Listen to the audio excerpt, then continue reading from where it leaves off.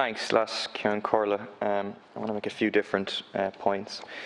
First thing is just to say that I think it is a very, very poor approach by the government to take a bill which is to do with licensing, outdoor drinking, etc., and to put in that bill an increase in the number of High Court judges. I think there's something quite undemocratic about that approach, because it means it's not the focal point of a debate, of a discussion, etc.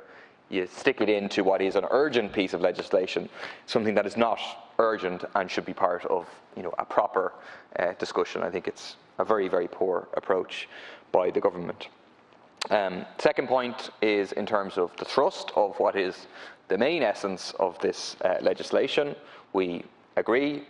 We think dealing with this is necessary. It's a sign of the extreme lack of preparation, not just pre-pandemic, but this pandemic has been with us for over a year, that we need legislation to deal with this, to ensure that there aren't legal issues in terms of people drinking in these kind of extended outdoor areas. So this legislation is necessary.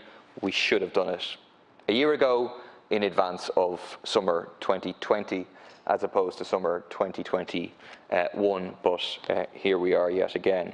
The other point I'd make in relation to that is that, so this is welcome, an outdoor summer, all of that, we agree. But there is a tendency for that outdoor summer to be an outdoor summer in privatized spaces where you have to pay for an alcoholic drink or a coffee or whatever to be able to be there, and a real lack of focus by the government in terms of providing public common spaces where anybody can go without paying to a private business. It is encapsulated in quite an extreme way in terms of that square at Portobello. I was also in Stephen's Green the other day, and like all the bandstands are currently closed up. What are obvious, quite safe places for people to gather, to be outside, being closed off for people. I think it's a very, very poor approach to facilitate only, and I'm not against facilitating, I'm in favour of facilitating it, but to facilitate only businesses providing outdoor public spaces, and not as the state to say we're going to provide quality public common spaces, which also includes, for example, our parks. There have been some improvements in some parks, but still you have the issues relating to ongoing lack of investment like in capital facilities over an extended period of time, lack of investment in terms of staff, park rangers, etc. You have the issues in terms of our bins overflowing, the issues in terms of an absence of toilets, absence of public seating places in still a lot of our parks. And again, over a year into a pandemic, this is not what we should be facing. In terms of the broader issue, which clearly is a focal point of this discussion, I think that there has been a lot of nonsense spoken in the Dáil, outside the Dáil, over the last 24 hours. People giving the impression that we should have just ploughed on, open indoor hospitality on the 5th of July, and everything would have been fine.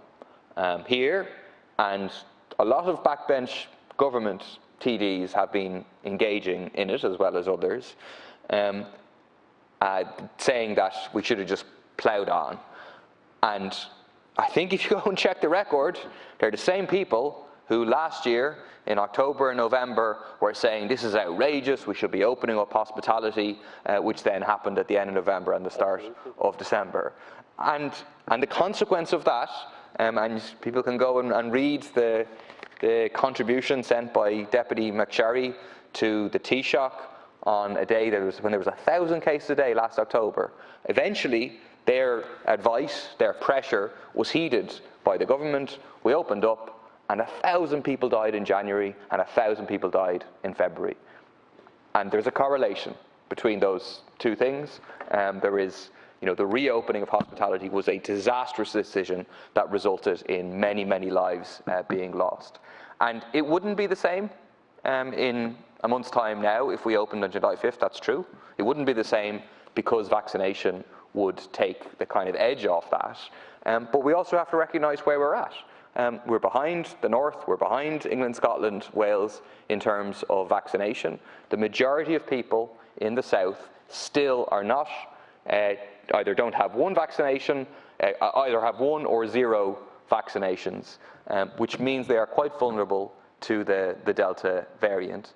Yes, again, the most vulnerable are mostly, a majority of them are vaccinated, not all of them, because of the gap in terms of AstraZeneca. But even if you're just talking about younger people, you're still talking about hospitalizations, you're still talking about long COVID, and you're still talking about hundreds or over 1,000 deaths would be a result of that decision to just open up and let it rip.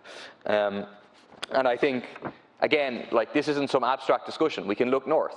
In the North, you can look at the date that they opened indoor hospitality, 10 days on, you see sharp increases which are continuing in terms of case numbers, in terms of hospitalizations, and that will likely translate into increased deaths in the next period of time. So to have opened up on the 5th of July would have been a disastrous decision with no alternative but not to open up.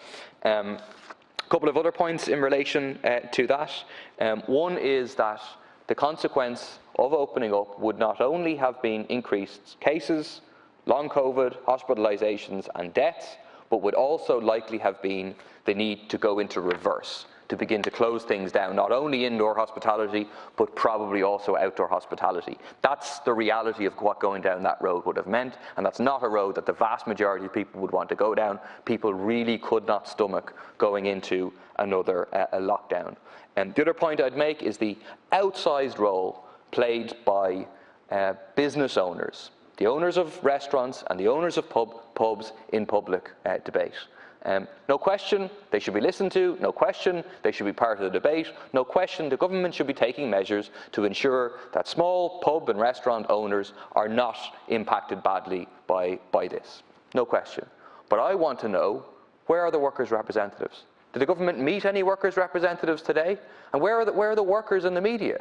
Where are the young workers who are going to be asked, in their scenario, to come in and serve both vaccinated and unvaccinated people and put themselves significantly at risk? I also think that the idea of opening in terms of the unvaccinated young people being asked to serve the vaccinated and so on, I simply think that simply will not work. I don't think that is a workable option.